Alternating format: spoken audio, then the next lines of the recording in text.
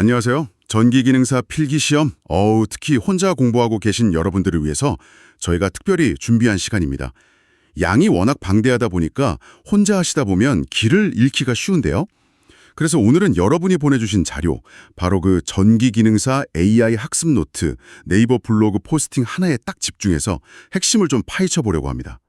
이 블로그 포스팅이 되게 구체적인 기출문제 풀이를 다루고 있더라고요. 그래서 이거 실제 시험에 어떻게 접근해야 할지 감 잡는 데 정말 큰 도움이 될 것 같습니다.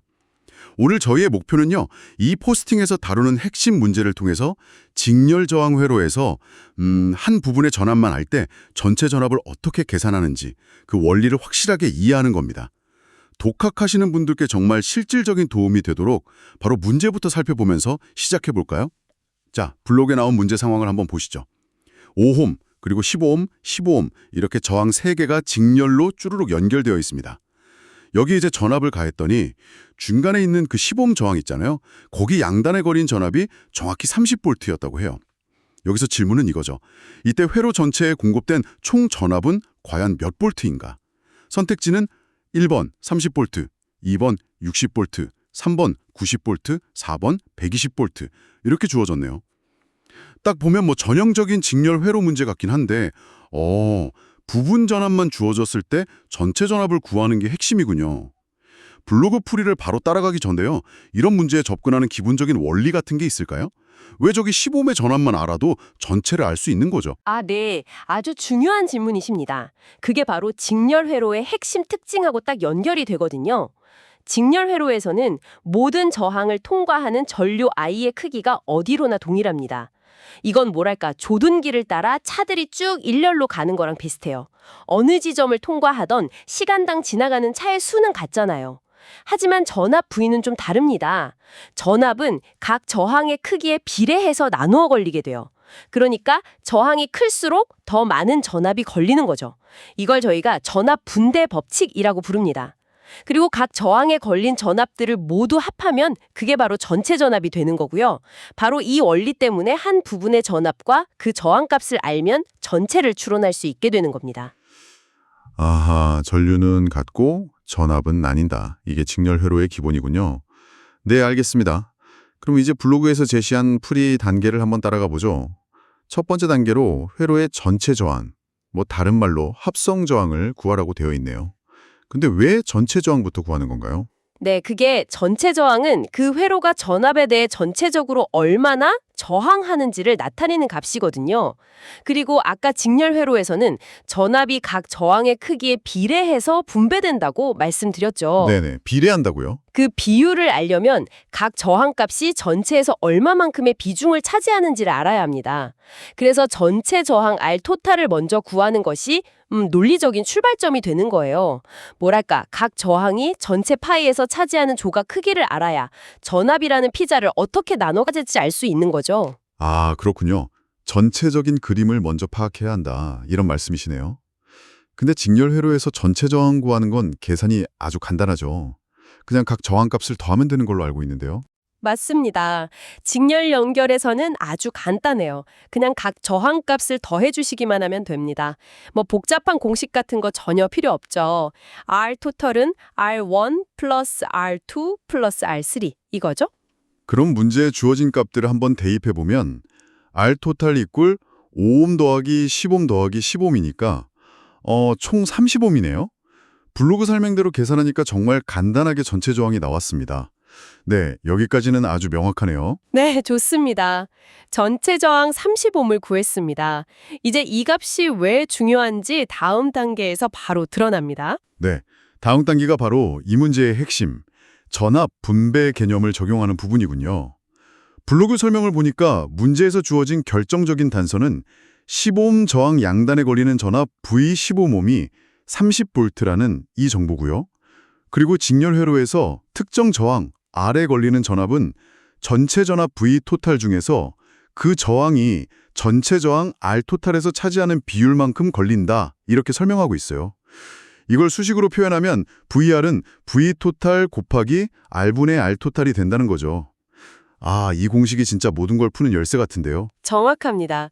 그 공식이 바로 전압 분배 법칙을 수학적으로 표현한 거예요. 특정 저항에 걸리는 전압 VR은 전체 전압 V 토탈에 전체 저항 R 토탈 분의 그 특정 저항 R이라는 비율을 곱한 값과 같다는 의미죠. 그런데 지금 우리 상황은 VR, 그러니까 10옴에 걸리는 30V하고 R 10옴, 그리고 R 토탈 30옴을 알고 있고 V 토탈을 구해야 하는 상황이잖아요. 아, 맞네요. 그럼 공식을 살짝 변형해야겠군요. V토탈을 구하려면 양변을 R토탈로 나눠주면 V토탈은 VR 나누기 RR토탈이니까 이게 결국 V토탈은 VR 곱하기 R토탈 R이 되는군요. 블로그에서도 딱 이 변형된 공식을 사용하고 있네요. 네, 맞습니다. 공식을 그렇게 정리해서 우리가 알고 있는 값들을 대입하면 되는 거죠. 자, V 토탈은 30V 곱하기 30옴, 10옴. 여기서 이 비율, 30옴, 10옴, 이 부분을 한번 보세요. 이게 뭘 의미할까요? 30 나누기 10이니까 3이네요.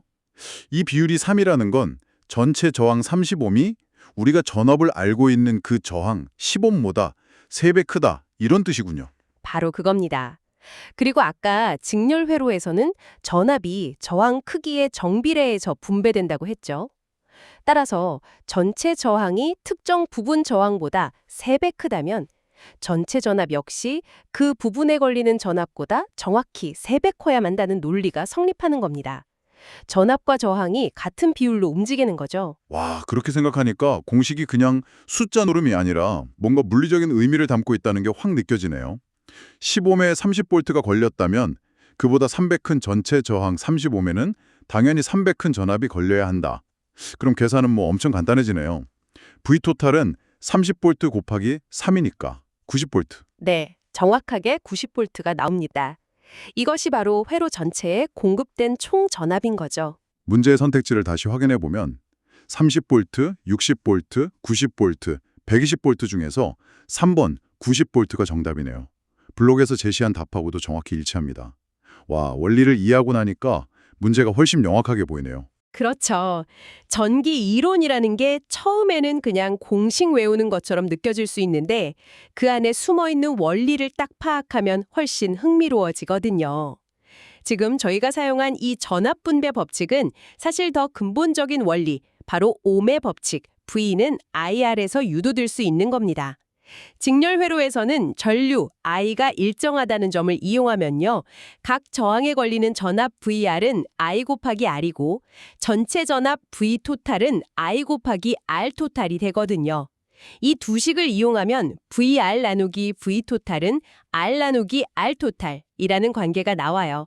이게 바로 우리가 사용한 전압 분배 공식. VR은 V 토탈 R 나누기 R 토탈하고 정확히 같은 의미죠. 아, 결국 옴의 법칙이랑 다 연결되는 거였군요. 와, 그냥 공식을 달달 외우는 것보다 이렇게 연결고리를 이해하는 게 훨씬 중요하겠네요. 진짜 독학할 때는 이런 깊이 있는 이해가 정말 큰 차이를 만들 것 같습니다. 맞습니다. 그리고 이 원리를 이해하면 단순히 답을 찾는 것을 넘어서 회로의 다른 부분까지도 분석할 수 있게 됩니다. 예를 들어서 우리가 전체 전압이 90V라는 것을 알아냈으니까 이제 10옴 저항뿐만 아니라 5옴하고 15옴 저항에 걸리는 전압도 계산할 수 있겠죠? 오, 그렇죠. 이것도 그럼 전압 분배 법칙을 그대로 적용하면 되겠네요. 한번 해볼까요? 그럼 5옴 저항에 걸리는 전압, V5옴은 어떻게 될까요? 네, 공식 VR은 V 토탈, R 나누기 R 토탈. 여기에다가 V 토탈은 90V, R은 5옴, R 토탈은 35옴을 대입하면 되죠. V5옴은 90V 곱하기 5옴 나누기 30옴. 5 나누기 30이면 이게 6분의 1이니까 90V에 6분의 1이면 15V가 나오네요. 5옴 저항에는 15V가 걸리는군요. 정확합니다. 그럼 같은 방식으로 15옴 저항에 걸리는 전압 V15옴도 한번 계산해 보시겠어요? 네, V15옴 이퀄 90V 곱하기 15옴 30옴. 15 나누기 30은 딱 2분의 1, 절반이니까 90V의 절반이면 45V가 되겠네요. 맞죠? 좋습니다. 아주 잘하셨어요. 자, 그럼 이제 우리가 계산한 각 저항에 걸리는 전압들을 모두 더해서 한번 검증을 해볼까요? 직렬 회로에서는 각 부분 전압의 합이 전체 전압하고 같아야 하니까요. 네. 5옴에 15V, 15엔 30V. 이건 문제에서 원래 주어졌던 값이었죠. 그리고 15옴에 45V. 이 세 개를 다 더하면 15 더하기 30 더하기 45는 90V. 와, 딱 맞네요. 정확히 우리가 계산한 전체 전압 90V와 일치합니다. 이야, 이렇게 직접 확인해 보니까 전압 분배 법칙이 틀림없다는 게 확실히 느껴집니다. 네, 이런 검산 과정이 계산 실수를 줄여줄 뿐만 아니라 개념 이해를 더욱 단단하게 만드는 데 도움이 많이 됩니다. 물론 이 추가 계산 부분은 원리 이해를 돕기 위해서 저희가 좀 확장해 본 것이고 블로그 포스팅 자체의 핵심은 전체 전압 계산에 맞춰져 있었습니다. 중요한 건 뭐냐면요. 이렇게 하나의 원리, 그러니까 전압 분배라는 원리를 제대로 이해하면 회로의 다양한 부분을 예측하고 분석하는 그런 응용력이 생긴다는 점입니다. 단순히 문제풀이 기술만 익히는 것과는 좀 다른 차원의 학습이죠. 아, 정말 그렇네요. 단순히 답만 맞추는 게 아니라 왜 그렇게 되는지, 그리고 그걸 이용해서 또 뭘 할 수 있는지 이렇게 연결해서 생각하는 게 중요하겠습니다. 자, 그럼 오늘 전기기능사 AI 학습 노트 블로그 포스팅의 문제를 통해 살펴본 내용을 한번 깔끔하게 정리해 볼까요? 직렬 회로에서 특정 저항에 걸리는 전압만 알고 있을 때 전체 전압을 구하는 문제. 어떻게 접근해야 하는가? 첫째, 직렬 연결된 모든 저항값을 더해서 회로의 전체 저항, R토탈을 구한다. 예시에서는 5옴 플러스 10옴 플러스 15옴, 30옴이었죠? 둘째, 주어진 정보, 즉 특정 저항값 R과 그 저항에 걸리는 전압 VR, 그리고 방금 구한 전체 저항 R토탈을 전압 분배 법칙 공식 V토탈 이퀄 VR 곱하기 R토탈 R 여기에 대입해서 전체 전압 V토탈을 계산한다.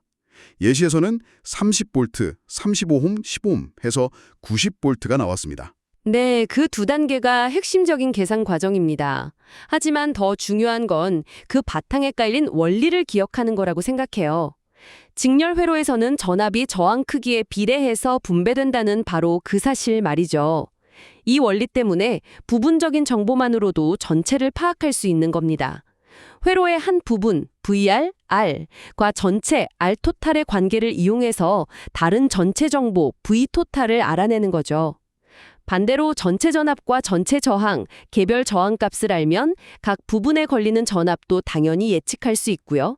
모든 것이 이렇게 연결되어 있습니다. 아, 연결되어 있다는 말씀이 정말 중요하게 들리네요.